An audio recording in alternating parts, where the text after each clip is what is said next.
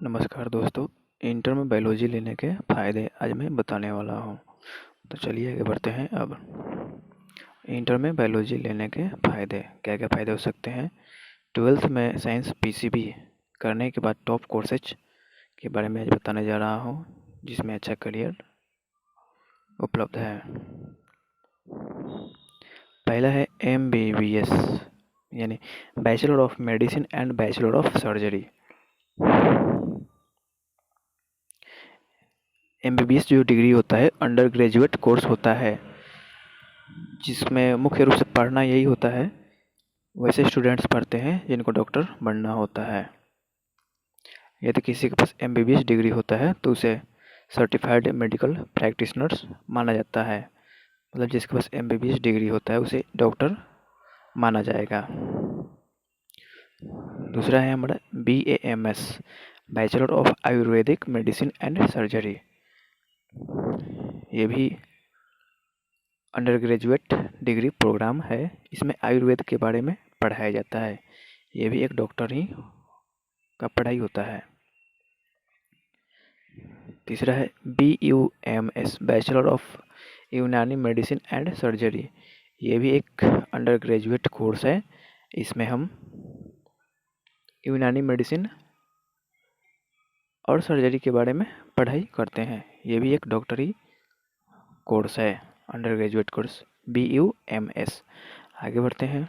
Botany biology का ही दूसरा branch है बॉटनी। इसमें प्लांट्स के बारे में पढ़ते हैं, प्लांट के साइज के प्लांट साइंस के बारे में पढ़ते हैं।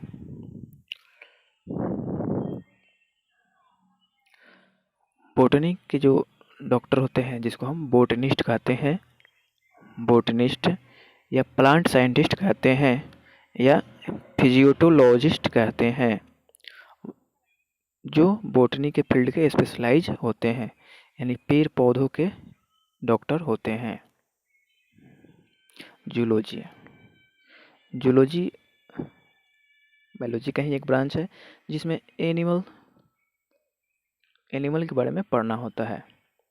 इसके अंदर बहुत सारे सब्जेक्ट्स आ जाते हैं, जैसे animal anatomy, physiology, biochemistry, genetics, evolution, ecology, behaviour और कन्वर्जेशन। इसमें जो भी पढ़ना होता है सब एनिमल्स के इर्द गिर्द ही पढ़ना होता है। आगे बढ़ते हैं। नर्सिंग वैसे स्टूडेंट्स जो पेशेंट्स का ध्यान रखने में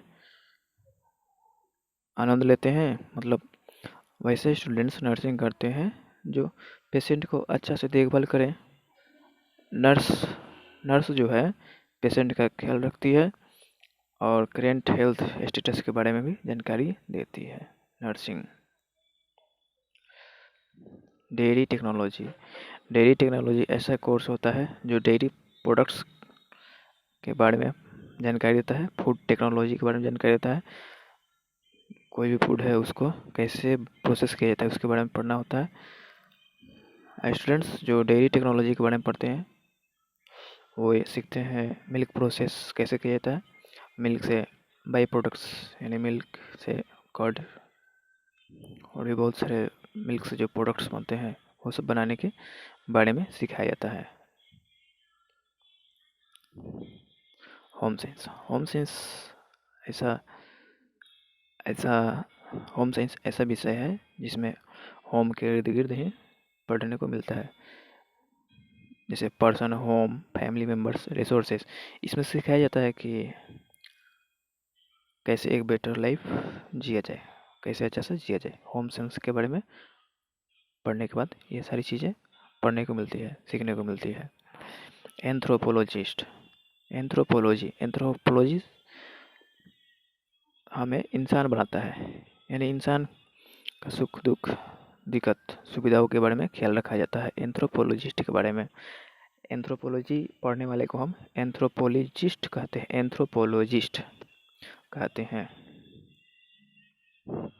रेडियोलॉजी, हम चोट लग जाता है, हड्डी टूट जाता है तो हम लोग उस अंग का एक्सरे कराते हैं, तो रेडियोलॉजी को रेडियोलॉजिस्ट कहते हैं। इसमें एक्सरे का इस्तेमाल के बारे में सिखाया जाता है, अंदरूनी हिस्सों को देखने के लिए एक्सरे का उपयोग किया जाता है। Nutrition and dietetics. न्यूट्रिशन में फूड मैनेजमेंट के बारे में पढ़ना होता है, किस प्रकार के हम फूड खाएंगे तो हम स्वस्थ रहेंगे। तो न्यूट्रिशन के बारे में कैसे हम खाएंगे, किस तरह का भोजन करेंगे तो हम स्वस्थ रह सकते हैं। Speech and language therapy. Speech and language therapy को हम लोग स्पीच थेरेपिस्ट कहते हैं। जिन लोगों को बोलने में दिक्कत होता है वो स्पीच एंड लैंग्वेज थेरेपी का सहारा लेते हैं। स्पीच और लैंग्वेज थेरेपी को पढ़ने वाले को हम स्पीच थेरेपिस्ट कहते हैं।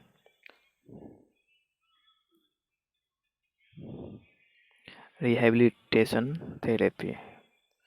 बैचलर इन रिहैबिलिटेशन थेरेपी एक अंडरग्रेजुएट फिजियोथेरेपी कोर्स होता है।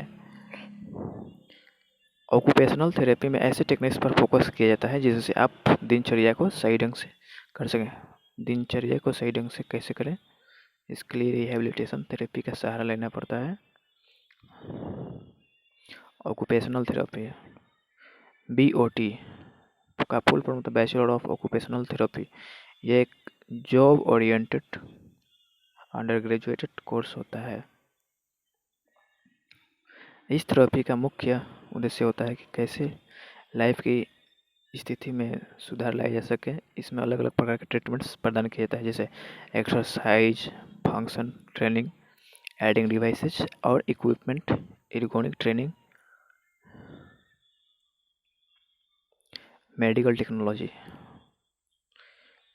यह कोर्स इंट्रोड्यूस करता है स्टूडेंट्स को इमर्जिंग टेक्नोलॉजी और उसके एप्लीकेशंस के बारे में जानकारी होनी चाहिए। वहीं इसमें स्टूडेंट्स को काफ़ी समय प्रदान किया जाता है हॉस्पिटल सेटअप्स में, जहाँ की वो actual hands on practical training सीख सकते हैं। वहीं स्टूडेंट को ट्रेन भी किया जाता है स्किल्स जैसे कि basic life support BLS, advanced cardiac life support ACLS। मतलब हॉस्पिटल में जितने भी इक्विपमेंट्स होते हैं उन सभी को चलाने के लिए मेडिकल टेक्नोलॉजी की पढ़ाई की जाती है। ऑडियोलॉजी। BSc इन ऑडियोलॉजी एक अंडर ग्रेजुएटेड कोर्स है जिसमें कि एक्सप्लोर किया जाता है, जिसमें कि पढ़ा जाता है हियरिंग, बैलेंस और रिलेटेड डिसऑर्डर्स। ये प्रोग्राम को डिजाइन किया गया होता है जिससे कि वो ट्रेन कर सकें स्टूडेंट्स को ऐसे टेक्निक्स में जिसका इस्तेमाल पेशेंट्स के साथ कम्युनिकेट करने के लिए होता है। पेशेंट्स के साथ कम्युनिकेट करने के लिए भी ऑडियोलॉजी की पढ़ाई की जाती है।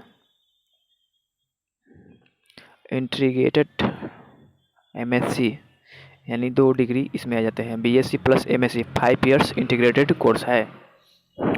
इसमें इसको इसलिए बनाया गया है कि फॉर रिसर्च माइंडसेट स्टूडेंट्स जो रिसर्च भी करना चाहते हैं 10+2 के बाद वैसे स्टूडेंट जो बैचलर और मास्टर्स के लिए सेपरेटली प्लान नहीं करना पड़ता है, बल्कि ये दोनों BSc और MSc एक साथ कर सकते हैं।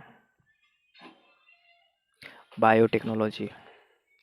बायोटेक्नोलॉजी ऐसा फील्ड है जिसमें कि टेक्नोलॉजी का इस्तेमाल किया जाता है लिविंग ऑर्गेनिज्म के साथ बायो प्रोसेसेस में। इसमें इंजीनियरिंग, टेक्नोलॉजी, मेडिसिन, दूसरे फील्ड्स भी सब एक रूप में मिले होते हैं। बायोटेक्नोलॉजी में इंजीनियरिंग भी आ जाता है, टेक्नोलॉजी भी आ जाता है और मेडिसिन भी आ जाता है, इसलिए बायोटेक्नोलॉजी पढ़ सकते हैं।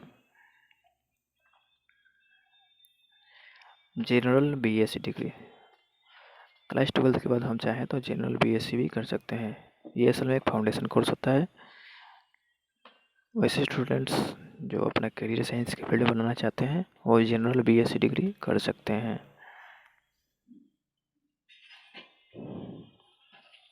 B pharma, bachelor of pharmacy. B pharma का फुल फॉर्म होता है बैचलर ऑफ फार्मेसी। जब भी किसी डिजीज का एक क्योर मिलता है तो वैसे में फार्मेसी का एक बहुत ही बड़ा रोल होता है रिसर्चिंग और टेस्टिंग करने के लिए। जब तक कि ट्रीटमेंट पूरी तरह से उपलब्ध न हो जाए तो मेडिसिन के लिए B फार्मा की पढ़ाई उपलब्ध है। पैरामेडिकल। पैरामेडिकल कोर्सेज सहायक कोर्सेज होते हैं हेल्थ केयर सेक्टर के लिए। ये कोर्स बहुत ही ज़्यादा यूजफुल होने के साथ जॉब ओरिएंटेड भी होते हैं, मतलब जॉब ओरिएंटेड कोर्स मतलब तुरंत ही जॉब मिलने के चांस रहते हैं। ये कोर्स डायरेक्टली रिलेट होते हैं हेल्थ केयर फील्ड से, यानी नर्सिंग, मेडिसिन, फार्मेसी। तो आप पैरामेडिकल कोर्स कर सकते हैं। पैरामेडिकल कोर्स ट्रेन करते हैं वैसे स्टूडेंट्स को, स्किल्ड भी करते हैं।